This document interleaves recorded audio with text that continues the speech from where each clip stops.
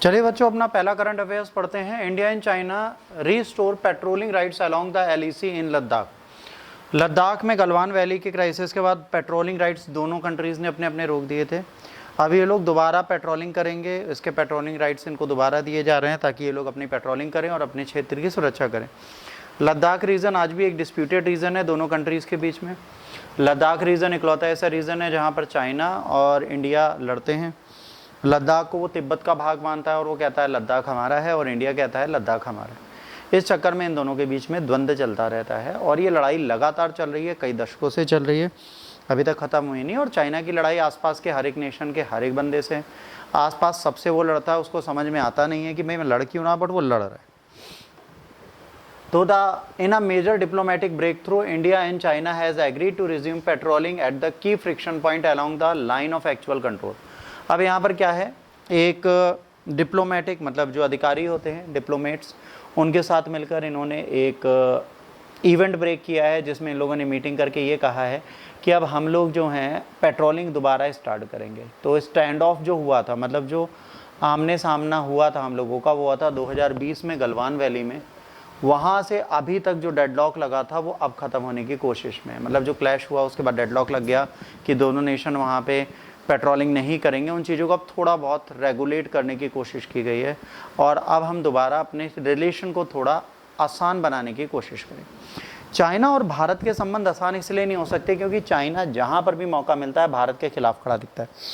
China Bharat से ज़्यादा ताकतवर है, चाइना भारत को हमेशा परेशान करने की कोशिश करता है। तो सबसे पहले इन्होंने गलवान क्राइसिस किया था। गलवान क्राइसिस क्लैश में क्या हुआ था, गलवान वैली में एक झड़प हुई थी इन लोगों की मई 2020 में। इंडिया और चाइनीज़ सेना जो थी वो कई पॉइंट्स पे लाइन ऑफ एक्चुअल कंट्रोल में लड़ी थी। अच्छा याद रखिएगा एक वर्ड और है यहाँ पे बेटा, यहाँ पे लिखा है लाइन ऑफ एक्चुअल कंट्रोल और वहाँ पे लिखा है LOC line of control. LAC और LOC जहाँ लिखा होता है वो इंटरनेशनल बाउंड्री नहीं होती। मतलब क्या होता है, वो अंतर्राष्ट्रीय सीमा नहीं है। अगर इसको ये अंतर्राष्ट्रीय सीमा बना देता है, भले पाकिस्तान की साइड बना दें, भले चाइना की साइड, तो इसका मतलब पता है क्या होगा, इसका मतलब ये होगा कि इंडिया ने अपने भूमि विवाद को छोड़ दी। जैसे वो अंतर्राष्ट्रीय सीमा बनेगी तो उसी सीमा को हम अंतर्राष्ट्रीय मान लेंगे, फिर वो दोनों देश आपस में लड़ नहीं सकते। आज LAC एक्चुअल कंट्रोल और लाइन ऑफ कंट्रोल का मतलब है कि हमारी टेरिटरी इन दोनों कंट्रीज के पास है, हमें जब मिलेगी तब हम अंतर्राष्ट्रीय सीमा को मानेंगे। दीज पॉइंट्स इंक्लूडेड पेंगोंग तोशो, लड़ाई कहाँ हुई थी, पेंगोंग तोशो एक प्लेस है, गलवान, नलहा, डेमचोक, लद्दाख, नाकुला माउंटेन पास है जो 5000 मीटर ऊपर है सिक्किम पे, यहाँ हुई थी। इसमें एक वायलेंट क्रैश हो गई थी गलवान वैली में, जब इंडियन ट्रूप्स और पीपुल लिबरेशन आर्मी के लोग है ना नाइट में मीटिंग कर रहे थे, तो उस टाइम पे इन लोगों में झड़प हो गई थी। तो इस इंसिडेंट में डिप्लॉय जितने भी लार्ज नंबर ऑफ ट्रूप थे उन सबको हैवी वेपनरी के साथ इसके बाद आमने सामने खड़ा कर दिया गया था। 15 जून की झड़प के बाद लड़ाई बढ़ी थी। क्रॉप्स कमांडर टॉकर्स, उसके बाद इंडिया और चाइना ने मल्टीपल राउंड किए थे जो हेड ऑफ द आर्मी हैं उनके बीच में मीटिंग के लिए कि ये जो स्टैंड ऑफ है इसको हम रिजॉल्व कर पाएँ। यहाँ पे 7 फ्रिक्शन पॉइंट है ईस्टर्न लद्दाख में। इंडिया और चाइना ट्रूप जो वहाँ पर है ना मई 2020 से ट्रूपिंग नहीं कर रहे, मतलब पेट्रोलिंग नहीं कर रहे है ना। PP-14 Galwan, PP-15 hot spring, PP-17A Gogra, north and south bank of Pangong Tso और डीप सैंग प्लेन्स, इन सब जगह पर आज की डेट में जो है क्या हो रहा है, ये सारे एरियाज हैं डिस्प्यूटेड और यहाँ पर दोनों की आर्मी इस टाइम पे पेट्रोलिंग नहीं कर पा रही। अब अगर आप ध्यान देंगे तो ये देखिए ये सारे एरिया लिखे हैं, इन सारे एरिया में हमें क्या करना पड़ता है, ये पेट्रोलिंग ऐसे होती है। ठीक, अब इतना एरिया इनके पास है, तो अब ये क्या कह रहे हैं कि इधर हम पेट्रोलिंग करें, इधर आप पेट्रोलिंग करो। ठीक है, तो अब कहीं ना कहीं तो इश्यूज आएंगे ना भाई। देखिए इंडिया कह रहा है ये पूरा एरिया हमारा है, चाइना कह रहा है ये एरिया हमारा है, इसके बाद चाइना ने ये वाला भी ले लिया है। ठीक है, ये एरिया भी ऐसे डिवाइड कर दिया। तो लद्दाख रीजन हमने बहुत बड़ा बनाया। लद्दाख रीजन में जितना भी डिस्प्यूटेड टेरिटरी हैं जो पाकिस्तान के पास हैं, जो चाइना के पास हैं, वो सारी किस डिस्ट्रिक्ट में जुड़ेंगी, किस स्टेट में जुड़ेंगे, आने वाले टाइम पे लद्दाख में जोड़ी जाएंगी। पेट्रोलिंग एग्रीमेंट में क्या कहा गया है, restoring the patrolling right in the Depsang plain and Demchok. Demchok और डीप सैंग प्लेन में हम क्या करेंगे, अब हम पेट्रोलिंग कर सकते हैं। कहाँ कहाँ कर सकते हैं, हम डेमचौक में कर सकते हैं, इस जगह कर सकते हैं। ठीक है, और वैली में कर सकते हैं, डीसेंग वैली इसी जगह पर है, यहाँ कर सकते हैं, बाकी कहीं पे भी हमें राइट नहीं दिए गए। इंडिया एंड चाइना ने रिस्टोर किया पेट्रोलिंग राइट ताकि यहाँ पर ईस्टर्न लद्दाख में हम लिगेसी इश्यूज़ को सही कर पाएँ। इंडियन ट्रूप्स अब जो पेट्रोल कर पाएगी पेट्रोलिंग पॉइंट पर, कहाँ तक, 10 to 13 डीपसेंग और चैंदरिंग नूला डैमचौक में।